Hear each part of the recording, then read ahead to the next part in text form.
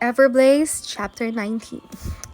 I don't get it, Kip said for what had to be the 10th time. I mean, seriously, where did the arrow mark come from?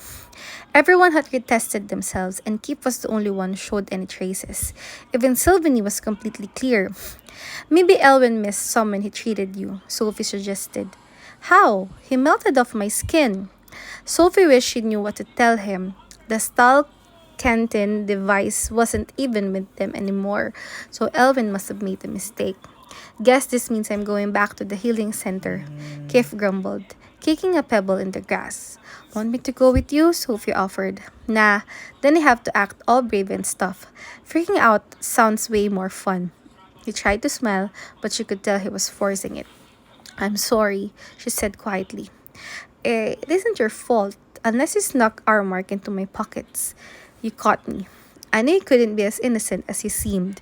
No one is ever as innocent as they seem. Counselor Tarek interrupted. It's one of the primary things I've learned as a descrier. Everyone has potential for both good and bad. Foster's badness potential was off the charts, wasn't it? Counselor Tarek Graff. Not as much as yours.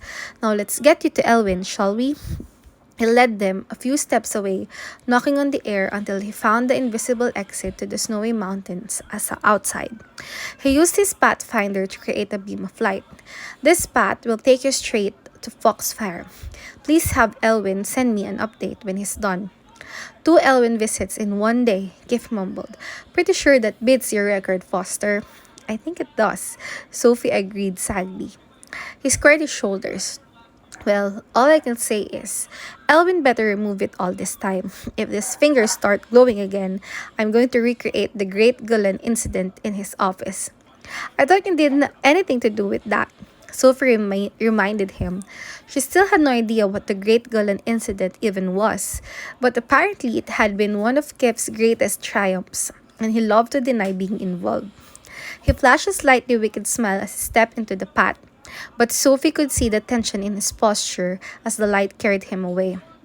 What about you, Miss Foster? Counselor Tarek asked, closing the door to block the freezing mountain wind. Where would you like me to take you? Back to Havenfield, Sander answered for her, where I will be implementing additional safety protocols immediately. But what about Sylvanie? Sophie asked, turning to Counselor Tarek. Whoever put that homing device on her knows she's here. What's to stop them from blowing up the whole sanctuary? Counselor Tarek smiled. Well, I'm guessing it would be the same things that stopped them from doing that in the first place. After all, they went to quite a lot of trouble to put that device in her tail instead. Maybe, but still, don't you think it would be safer to hide her somewhere no one knows about? She asked. I'm not sure such a place exists, Counselor Tarek said gently. And even if it does, have you considered whether that could have been their plan all along? To trick us into moving Sylvanie? After all, she's far more vulnerable in transit than she is within these walls, which, by the way, have been reinforced in ways you can't even imagine. I guarantee no weapon exists that could make even the slightest breach. How can you be so sure? Sander interrupted. You didn't know about the arrow mark and it exists. So how do you know that no one developed a weapon without your knowledge? Counselor Tarek's jaw set, and Sophie braced for him to yell, but when he spoke, his voice sounded more sad than angry. Our world is definitely experiencing some growing pains, but giving in to doubt or mistrust only helps the rebels' cause. Wouldn't you agree? Sanders studied him for a second before bowing his head. Yes, sir. Counselor Tarek sighed. Try not to worry too much, Miss Foster. We need your mind focused and sharp for the healing on Friday. Wait, this Friday? Sophie repeated. As in 4 days from now? I suppose it is a bit sudden, but in light of all the contention surrounding the healing, we felt it was better to be done sooner rather than later. How do people even know about it? Sophie had to ask. I thought it was classified. It is, or it was supposed to be. But that was before. Before what? She asked when he didn't finish. Nothing you should trouble yourself with. Do you know how frustrating it is to constantly have people telling me not to worry? she asked. She wasn't sure if she was allowed to be so honest with the counselor, but she was too annoyed to care. Fortunately, Counselor Tarek nodded kindly. I do know, Sophie, and I don't blame your frustration, but I need you to concentrate on all of your energy on preparing for this healing. Finton's mind is ancient and strong. There's no way to know if the shattered pieces of his consciousness will find a way to assist you while you're working. Sophie's blood turned to ice at the thought. He placed a hand on her shoulder, guiding her to the mountain door. But Sophie had to ask one last question before she could let the light carry her away. You're sure healing Finton is the right thing to do, she whispered, holding her breath as she waited for him to give her the yes she needed. Instead, he told her, I hope so. Laughter echoed through the walls when Sophie and Sander returned to Havensfield, and Sophie followed the sound to Jolie's bedroom, where she found Edeline sitting on the edge of the bed. All the lace curtains had been pulled back, flooding the room with sunlight, and dresses were piled all over the floor. Before Sophie could ask what was going on, Biana appeared in a silky tail gown. Well, look who finally showed up, she said, raising an eyebrow in Sophie's general direction. I was starting to think you weren't coming back.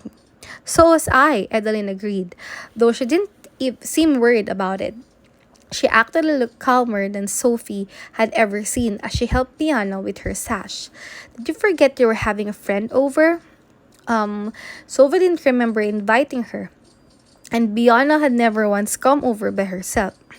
So where were you? Biana jumped in, avoiding Sophie's eyes. And where's Keith? I thought I heard him say he'd be here after school.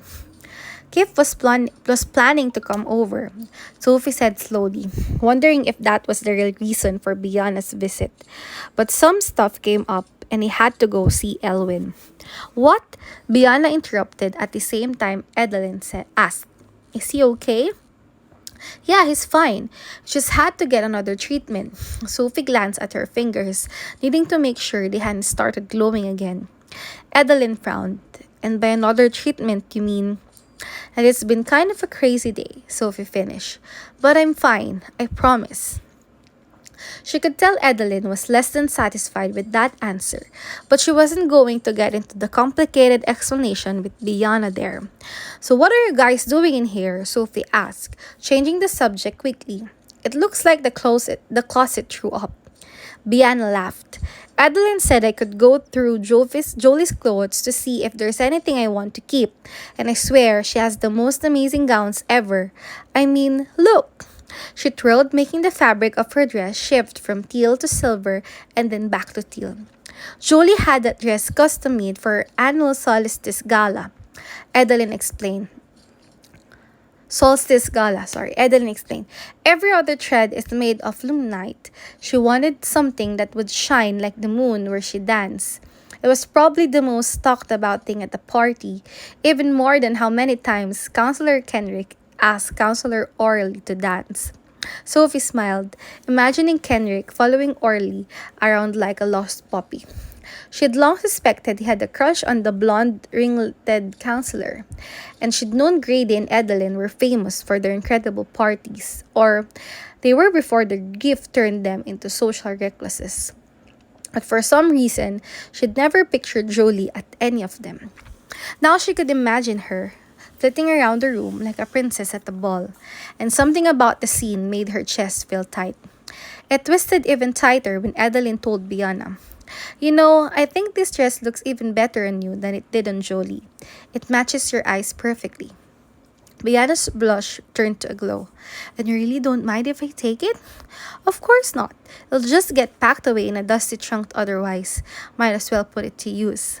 Biana squealed and twirled again. I can't believe you didn't want any of this, Sophie. Oh, that's true. I probably should have checked. Do you mind? Adeline asked. Of course not, Sophie promised, surprised at how thick her voice sounded. You know, I'm not into fancy dresses. Plus, Della bought me 1 billion of them when I moved here. Well, if you see anything in that pile you want, Biana pointed to a monster stack of frills, you can totally have it back. Nah, they look way better on you. And they would. Sophie got attention because she was new and unique, and some people thought she was mysterious, but she would never be as beautiful as Biana. Well, I'll leave you girls to talk, Edeline said, taking one last look at Biana as she headed for the door. And she'd close it behind her. Sophie took Edeline's spot on the bed, not entirely sure what to say. So, Biana mumbled, fiddling with her dress. I know you're probably wondering why I'm here. Kind of, Sophie admitted.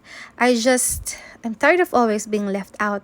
I know it's partially my fault because I've been a jerk to you a few times, but I'll never do that again.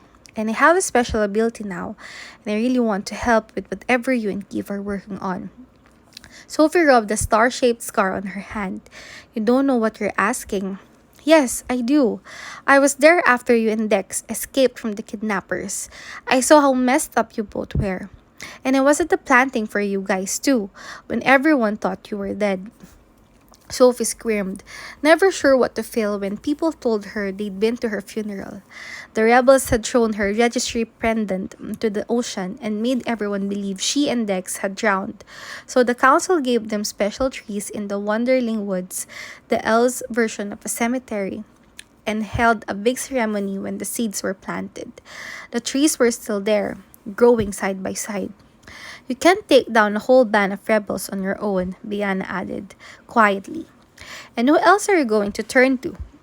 The Black Swan? No, Sophie whispered. I can't trust them. Admitting it loud felt so much scarier. So trust me, Biana said as she sat next to Sophie on the bed. Sophie knew she should walk away and not drag in any more of her friends, but she also needed more help. So when Biana whispered, please, Sophie reluctantly told her, okay.